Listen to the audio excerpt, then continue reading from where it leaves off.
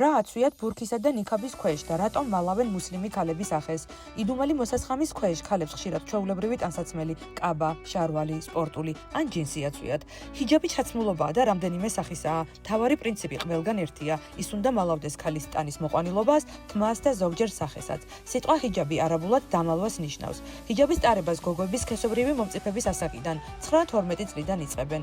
ჰიჯაბი აგრეთვე ყველაზე გავრცელებული თავსაბურავია ისლამურ სამყაროში. ის ფარავს მხოლოდ თმას, ყელს, ყურებს, სახე კი დაუფარავი რჩება.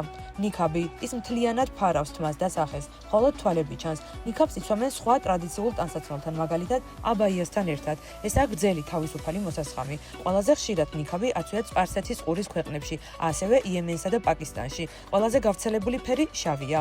ბურქა მთლიანად ფარავს ქალის ტანს და სახეს, თვალებთან კი ბადის მსგავსი ქსოვილი აქვს. ის მუსლიმი ქალის ყველაზე მკაცრი სამოსია. დიდი მოსასხამია ჩადრი. ის ტანს თავიდან კოჭებამდე ფარავს. ჩადრი არ მაგდება ტანსაცმელზე, არ აქვს ღილები. ქალს ის ხელით უჭირავს. ჩადრი სახეს არ ფარავს, თუმცა სურვილის შემთხვევაში ქალს შეუძლია ის სახეზეც მიიფაროს. ხშირად ჩადრს ნიქაბთან ერთად იცვამენ. ის ფართოდ არის გავრცელებული ირანში. ამ ტანსაცმლის ფერები რეგიონების მიხედვით განსხვავდება. ბევრ არაბულ ქვეყანაში გავრცელებულია შავი, ავღანეთში ბურქა ტრადიციულად ღია ლურჯი ფერისაა. თავსაბურავი ძირითადად საჯარო სივრცეში და არანათესავი მამაკაცების თანდასწრებით ახურავთ. სახლში კი ოჯახის წევრებთან მამა, ძმა, მეუღლე თავსაბურავს არ ხმარობენ. ნიქაბის დროს ჭამისას ქალი წევს ან ოდნავ ხსნის სახის ნაწილს, ბურქაც ჩვეულებრივად იხსნება.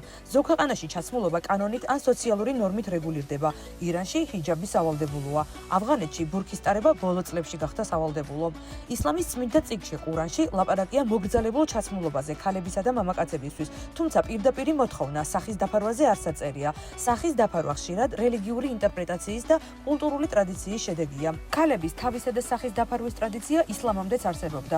ძველ მესოპოტამიაში, ასურეთსა და ბიზანტიაში მდიდარ ქალებს თავსაფრების სოციალური სტატუსის ნიშნად ეხურათ. მოგვიანებით ეს პრაქტიკა სხვადასხვა კულტურაში გავრცელდა და ნაწილობრივ ისლამურ ტრადიციებს შეერია.